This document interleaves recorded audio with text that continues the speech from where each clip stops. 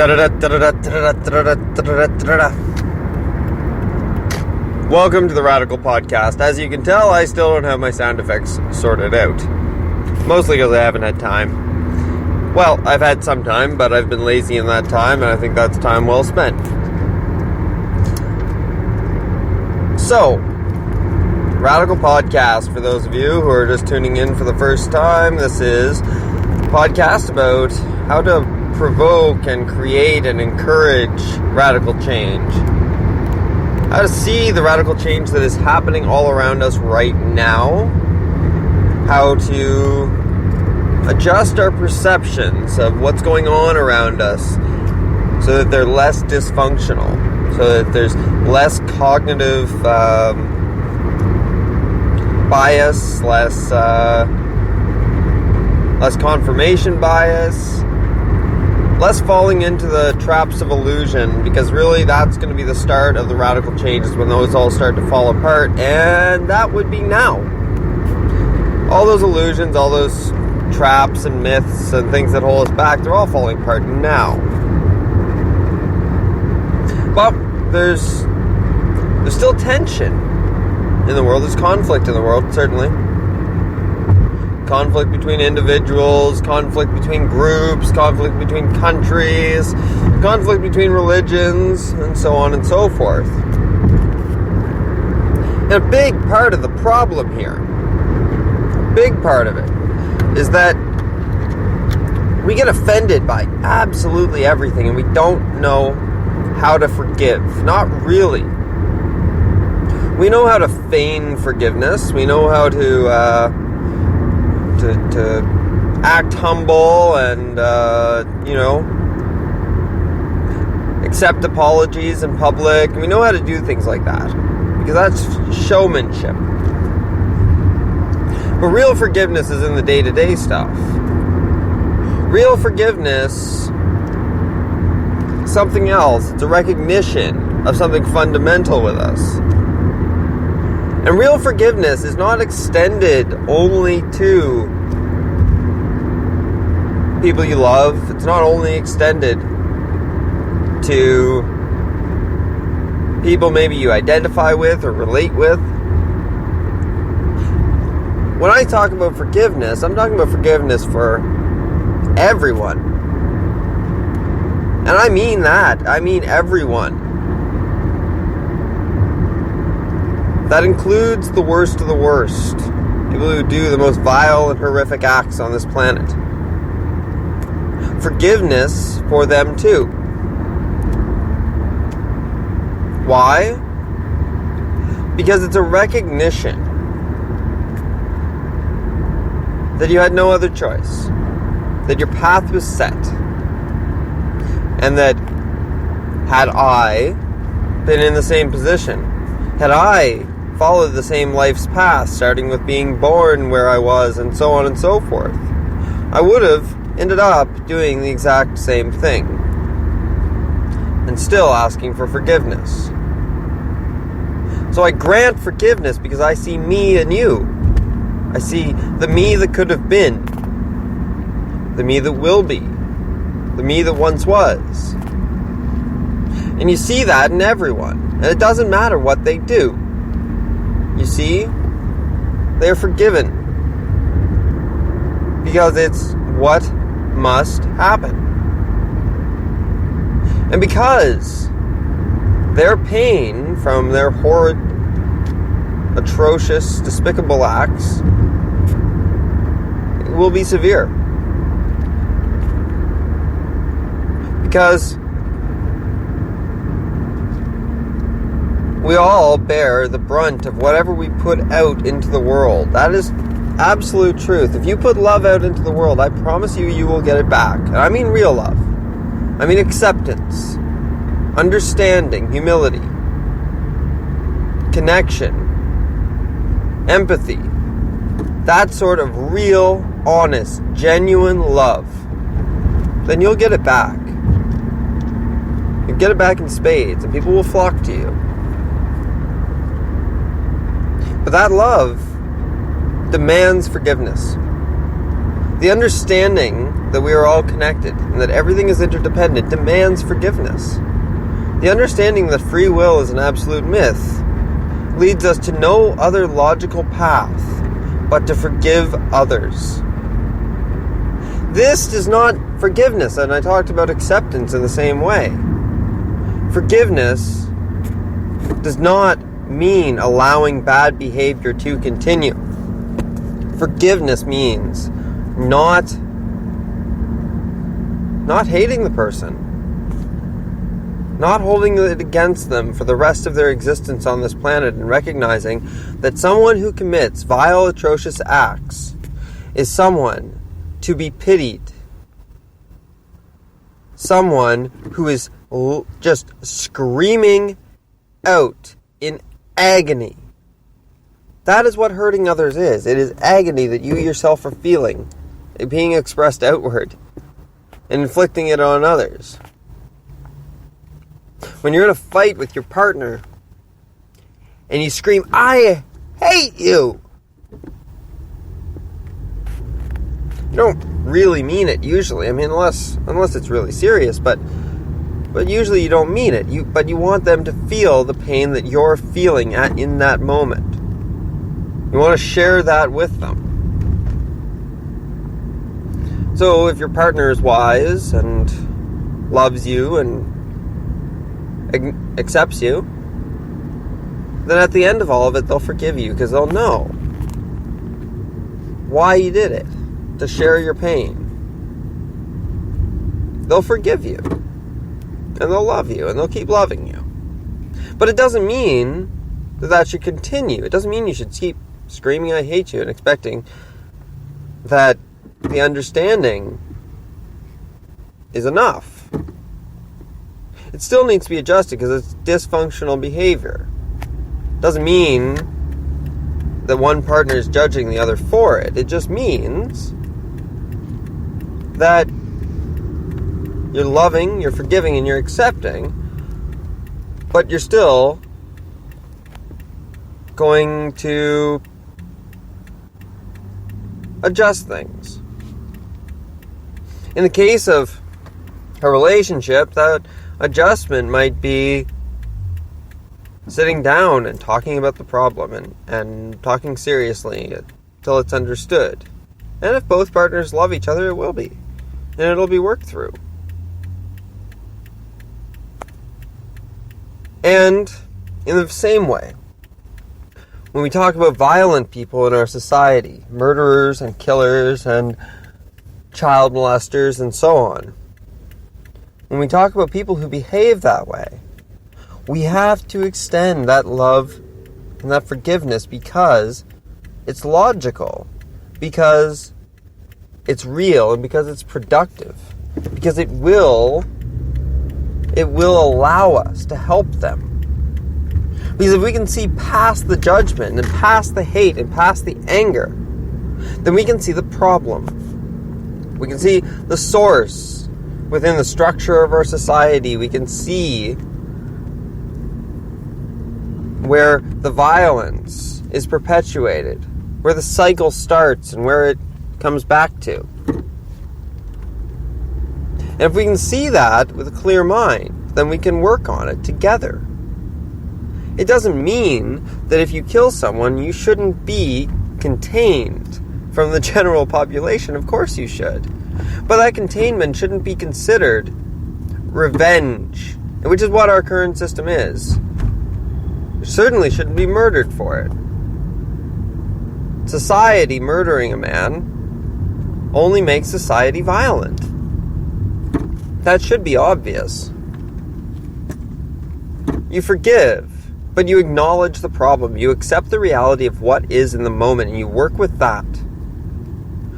So if the reality is that someone has a neurochemistry and life experiences that lead them to be completely unpredictable with their emotions, if they're riding a 50 meter high roller coaster every day of emotions, well, they shouldn't be hated or vilified for it. We should look at them and see how we can adjust their environment and adjust their experiences and give them new experiences that can adjust that chemistry and restore balance to who they are. Restore their sense of connection with everything. Now, my personal belief is that much of this can be accomplished with psychoactive drugs. Namely, psilocybin, mushrooms, magic mushrooms for the uninitiated, dimethyltryptamine, which is another tryptamine. Psilocybin's also a tryptamine compound, but dimethyltryptamine is found in ayahuasca, which is a couple of plants made into a tea by shamans in Central and South America. In ayahuasca, the DMT specifically, DMT is what your brain produces from the pineal gland, also known as the third eye, or the crown chakra, whatever you want to call it. But the pineal gland does this, and it does so in an explosive burst the moment before death. It's triggered by just a failure of body systems. Now, those who take ayahuasca, every single person who has ever taken it has said that it is a profound, life-changing experience when done properly with a guide. It will change how you see everything, including yourself and your place in the universe, because it reveals truths to you. It has that power. It has the power to create new neural pathways and to run your brain like it's never, ever operated before. Now, of course, there are ways that meditation and other sort of techniques can trigger this release to greater and lesser degrees in humans. This is the secret, more or less, behind Zen Buddhists and some of the amazing abilities that some of them have and the insights. It can be triggered in many different ways, but ayahuasca is the fastest route. And as such, it provides a wonderful opportunity to take people who have been closed off from the connection to source, to everything, to the world, to love, and to crack that back open again and let it all flood in. And in this case, I would say this would be whether they want to or not. You do something really terrible, well, you're going to go on many, many, many trips until you find your way back from the madness. And that's precisely what shamans are, incidentally. For those who don't know, I highly, highly, highly recommend Terence McKenna, no relation. His book that he wrote with his brother, Dennis McKenna, The Invisible Landscape, Mind Hallucinogens and the I Ching. And it is a fascinating read, written back in, I think, the early 80s, and it's just as brilliant today. I think some of the ideas may have been tweaked since that time, but you can always ask Dennis. He's certainly still around, and he's actually doing wonderful, wonderful work with hallucinogenics as a clinical researcher. I can't remember with which university, but just look him up. I think he's Dennis McKenna 4, his Twitter handle. Brilliant, brilliant men, both of them. Terence is passed away sadly now, but the point that I'm getting at is we have tools. We've always had tools to help people. So, like I was saying, in South America, the shamans, well, you don't run to be the town shaman. You see, you're not elected. You just are a shaman, and it's seen in children, it's seen in teenagers, It's identified by the shamans and by the tribe, the culture.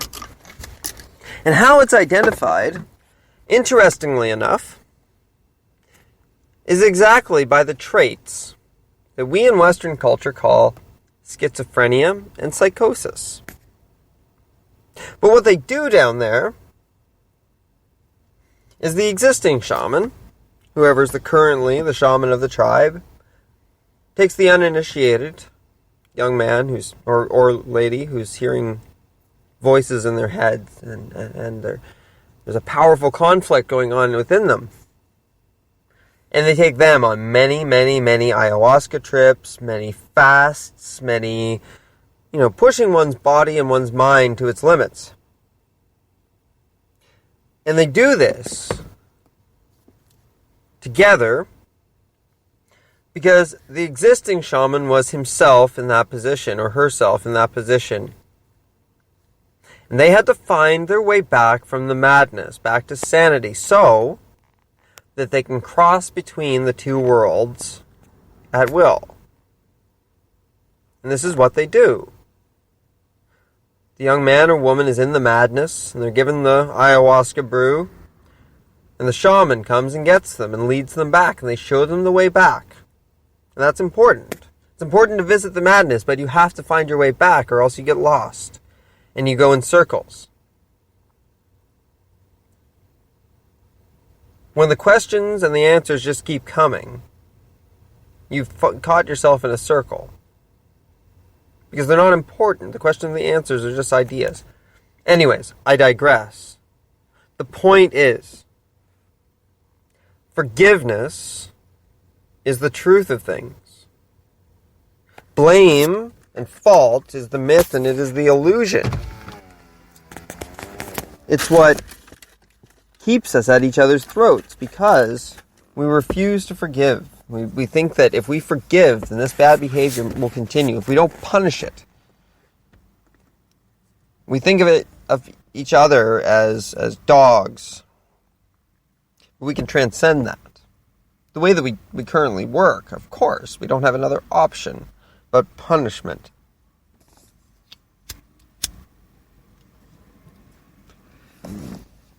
But we know things now. We know things we didn't know 10 years ago. We know things we didn't know 5 years ago. We know things about the human mind and about its potential and its possibilities that we didn't know. And we're going to know more in the coming years. Much, much, much, much, much, much, much, much, much more. Things that you can't even imagine of are going to be on the horizon sooner than you think.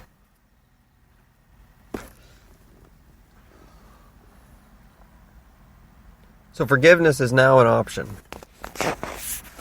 We don't have to be violent. We don't have to put people in violent situations, but we need to take care of people. No matter what they do, we need as much pain as we feel.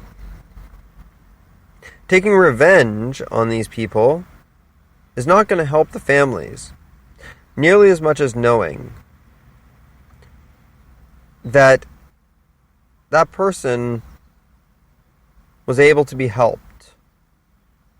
It might not seem that way in the depths of our emotions, but if we start to see our society as one thing, one organism, then we can see that what you want to do, you don't want to cut off the arm, you want to heal it.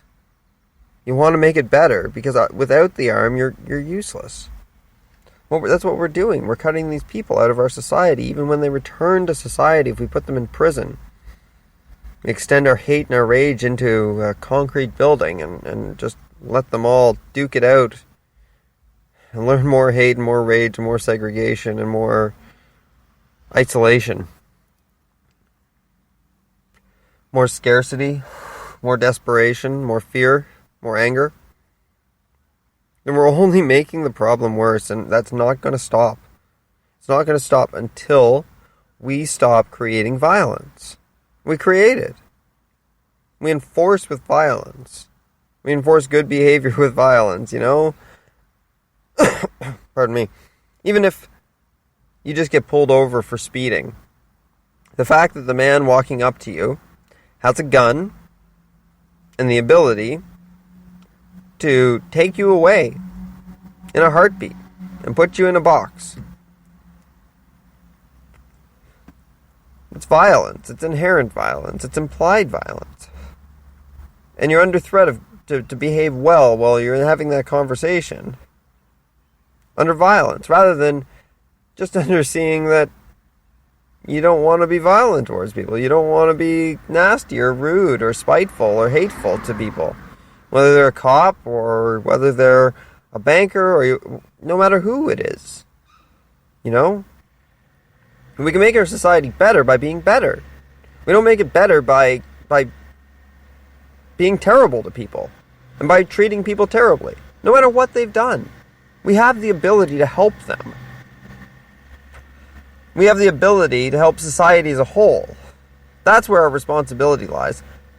If they're behaving badly, it's because we as a whole have not been taking care of our weakest members. And that is the truth. It's not an excuse for people to behave badly. And it doesn't mean that we should accept it. It doesn't mean that we should allow it to continue. What it means is we need to stop behaving badly also. And we need to recognize where our society is behaving badly and stop putting it in other people's hands and start extending our forgiveness to people we wouldn't have considered it for before. And to recognize that we're all one, even them. Even the 62 human beings who run the planet, they should be forgiven.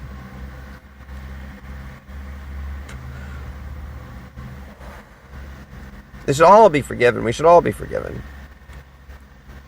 We'll understand people. We'll understand each other. We'll work with each other. We'll love each other much, much more freely. If we just start forgiving and we stop being offended by everything. We stop being offended and we start discussing. Because if you're going to get offended, then you're probably going to cause offense as a result. And it's a never-ending cycle, and it's another trap that we fall into, is getting offended. We need to forgive people for what they say and what they think. We need to call them out on it. We need to call out illusion. We need to call out bullshit where we see it. But we need to forgive those that espouse it. We need to forgive those people who are separated from us through their own experiences. That life has given them. That the world has given them. That the universe and time and space has given them. And we're meant to come to this conclusion. We're meant to understand this at some point in our future. Better sooner than later, don't you think? There's been many who've tried to tell us. Christians, if you go back in your Bible, I'm pretty sure Jesus said quite a few things about forgiving people, turning the other cheek, etc. The phrase, "but for the grace of God go I," has become cliche. In fact, I don't really hear it used anymore. But it's true. But for the grace of God go you. And you are God, so there you go. You're it. You're everything. Put in one package, looking at all the other packages of everything. Behind those eyes is the universe looking out. A consciousness. Consciousness is that which observes. You are not your thoughts, and nor is anyone else. You are not the things you say, nor is anyone else. You're not even the things you do, nor is anyone else. You're that which is. You're not your thoughts, you're that which sees the thoughts, that which observes and witnesses. You're not your deeds, you're that which witnesses the deed being done, the experience being had. You're the awareness behind it all. That's who you are, and that's who I am, and that's who everyone is. When we see that, then we can see where the influences lie, where the systems become dysfunctional. And we can forgive. Because we can understand the source of it all. We can understand how to fix it without hating each other, and without punishing each other, and without taking revenge. Without murdering people. We can do it all. We can make our society better, but we have to come to these realizations, and we have to do it fast.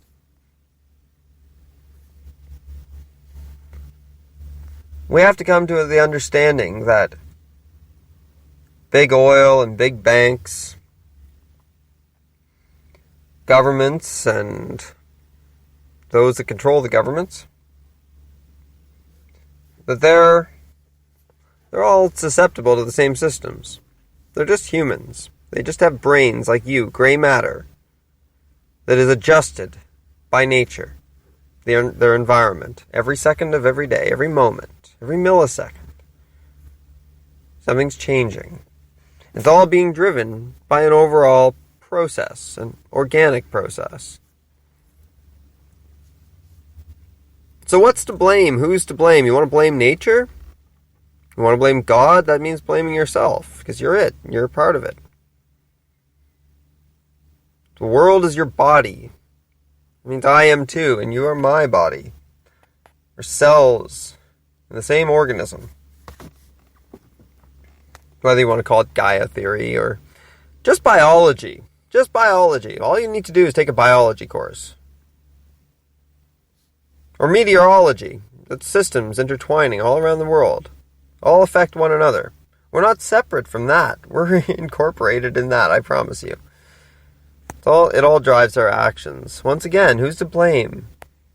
You want to tilt at windmills and scream into the wind and fly off the handle with rage at the rain? Be my guest, but you're not going to get anywhere. It's going to be a dysfunctional act because it doesn't do anything. Spin your wheels. And it's the same way when you get offended. The same way when you can't forgive and you're stubborn.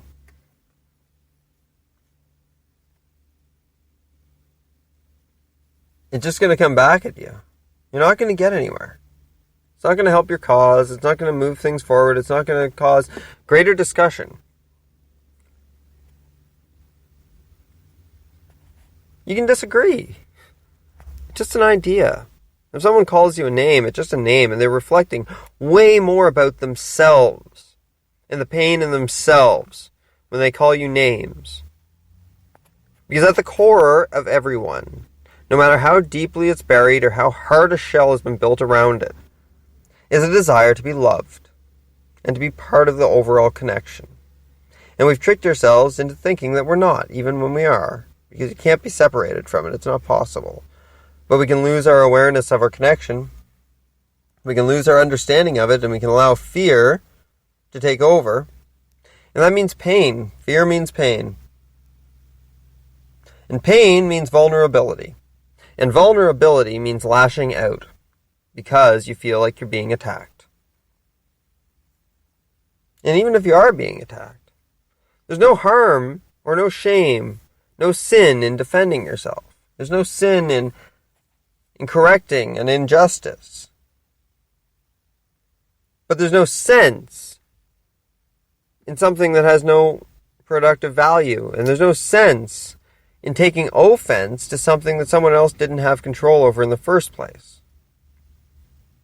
You can be an agent of change within the universe if you're able to talk to that person calmly. I might just be extremely lucky, and I am extremely lucky, but I haven't been in a fist fight since grade 5. I haven't been in threat of being in a fight since grade 5. Aside from some bluster and bluff. And the reason for that is because I hate violence. And I walk away from it when it's threatened or when it's present. The reason for that is that when someone is angry around me or upset, I don't rise to it with anger and offense. I talk to them, and I try to understand it better, and I try to get them to understand the situation better. By not judging them.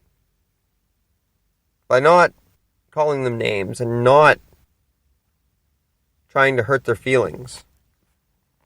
I'm not saying I'm perfect. Hardly. I lose my temper. It does happen. I have a 3-year-old and a dog who's disobedient. Cats. Things can be frustrating. What I'm saying, though, is when you find yourself getting frustrated, if you're able to take a step back, you're going to open up your mind to what's really happening, and you're going to remove that bias and that assumption that it has something to do with you. And if you can make that connection with that person in that heat of the moment, and just ask them, are you okay? It might be hard to do if there's literal violence being threatened. At that point, you remove yourself from the situation because it's not gonna get better. But I just mean if someone's riled up or someone takes offense to something you say, don't take offense to them taking offense. Talk to them. Tell them what your intention was. That you were trying to say something good, you were trying to do something good. Or you were just trying to help, you were just trying to point something out. Make an observation. You stay calm, even if they don't. See the difference. Or let them vent. Usually when someone gets to the end of it, they've sorted a few things out in their head. But don't judge. Even if your life's in danger, there's no need to judge that person. Just a need to take the appropriate actions to protect yourself or protect people you love. There doesn't need to be judgment in that. There just needs to be an understanding of what's happening. So, we can forgive and we can still protect ourselves. We can forgive and we can still make things better. Forgiveness is strength. It's a strength to not be ruled by our illusions and our myths. It's a strength to do the right thing even when it's hard. To treat people kindly even when they don't treat when they don't treat you kindly. It doesn't mean being a doormat. You don't need to use anger and rage or offense as a sword and shield to protect yourself from being walked on. You just have to hold true to what you believe to be truth. Let in information if it makes sense. Let in information if it sounds truthful, even if it contradicts what you've got. But if you're standing on the side of love and connection and doing what's right for a person, even if they don't like you, I'm trying to help. I'm trying to make things better. If that's where you're at, hold true to your convictions. It doesn't mean you have to get angry. It doesn't mean you have to lash out to defend your convictions. It just means that you press on. And if that person doesn't listen, then you leave them to figure it out on their own. And you go on going on. Without judgment, without blame, without holding it inside you. Bitterness and resentment. We can do that. We can let go of that. It's not necessary. It's not helping.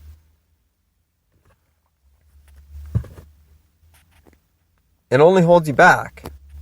It only further separates you from others. So we can forgive. We can not take offense. And we can still bring about radical change. In fact, that is the radical change. That in a nutshell. If we can do that, if we can accept who we are in our connection with one another, it's a start down a radically new path that there'll be no turning back from. Because it's a path of truth, and truth spreads like wildfire, especially now. Especially now with the makeshift neural pathways we've built around our planet. How industrious is that? The planet made us so that it could communicate.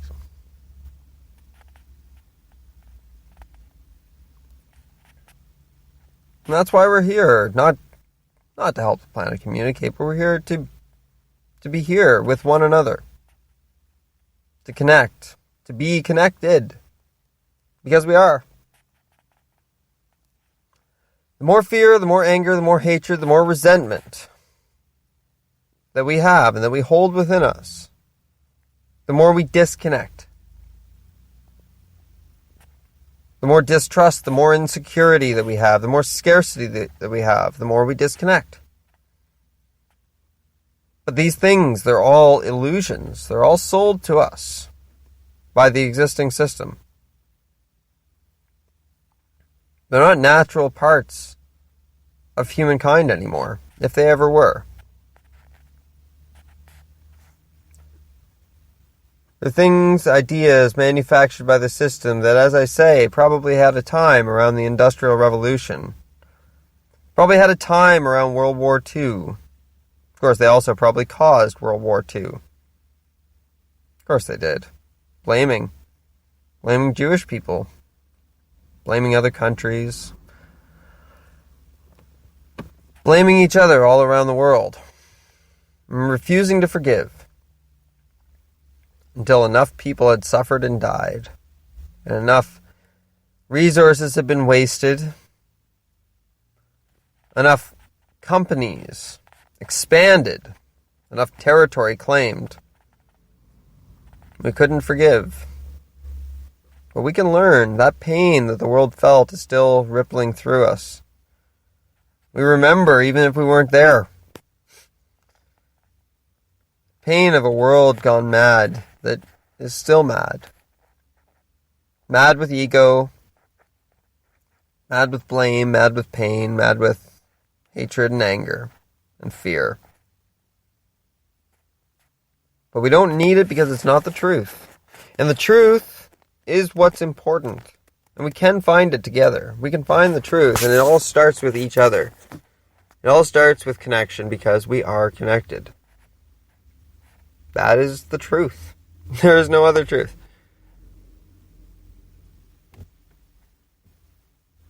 Well, everything we do affects everything else does. And vice versa. No point in playing tug of war when we could build something wonderful. I think I have beat this topic straight into the ground. So I'm going to leave it there for today. I want you to think all about forgiveness. All about how everyone else is just as tied to their path as you are. But we don't know how the paths are going to intersect in the future. And every time your path intersects with anyone else's path, you add to their experience. And you can add good or you can add bad, depending on your experiences. So if listening to me and looking into these topics further with authors and documentaries and so on and so forth, all of that is changing who you are, changing your mind, literally, the structure of it. And that allows you, when you encounter others, to change their minds by sharing the information that you found. Not imposing it, not demanding that they listen, but sharing, offering and giving, and receiving in return. That's how we make a difference with one another. We touch as many minds as we can. We try to share what we know and what we believe can make things better. The more we share these things, The more the ideas get refined, the more we all become better. Yes, that's an idea of what should be, but it's also an idea of what is. What I see when I look at what is and what is now is dysfunction. Society working at odds with the world and with nature, despite the fact that nature's driving it. Nature's putting us in an uncomfortable situation, because uncomfortable situations are what cause transcendence from where you're at. If you're comfortable in a society like this, then you're not going to try to change it, and you're not going to be an agent of change for nature, the universe, whatever you want to call it. But if nature lights a fire under your butt, you're going to get up and you're going to go try to put it out. Because all of a sudden you're not very comfortable anymore. So this is all happening. It's ironic. I started the show to inspire radical change, but I'm seeing more and more that I started it because I was inspired by the radical change I see happening already. And now I'm just trying to add my momentum, my energy, my inertia to the gears spinning and speed it up a little bit. Spread it out a little bit. And you can do it too if you agree with me. Even parts of what I say, whatever you agree with. Share what you agree with. Share what feels true and share what works. What makes sense. What inspires love. Share that. Everywhere. All over social media. Friends and families and neighbors and colleagues and etc. Share it. Make your own. If it inspires ideas in you, write songs, paint pictures, do research, create podcasts, and share. Because sharing is what the internet is all about. It's what we're all about. It's what we were taught as children, to share, to be kind to one another, to do as you would have others do unto you. And if you were lost and in pain, like a frightened animal with a broken leg, lashing out and snarling and biting and scratching, wouldn't you want some kind-hearted soul to take you firmly, with big, heavy gloves, and make you feel better, and make you feel safe and warm and secure and fed? I want you to think about each other like that, because you'll forgive them. You might not like what they do, and you might try to stop what they do, and you might try to change their behavior, or you might ask others to do so, if you have to. But it doesn't mean you have to hate them, and it doesn't mean you can't forgive them. That's it for today. I hope I've inspired some radical thoughts in you today. Tweet at me. Any radical ideas, concepts, projects, anything in the works that you're aware of that stands a chance to transform our world. And I will mention it on the show. Love to all. Radically yours, I'm Ryan McKenna.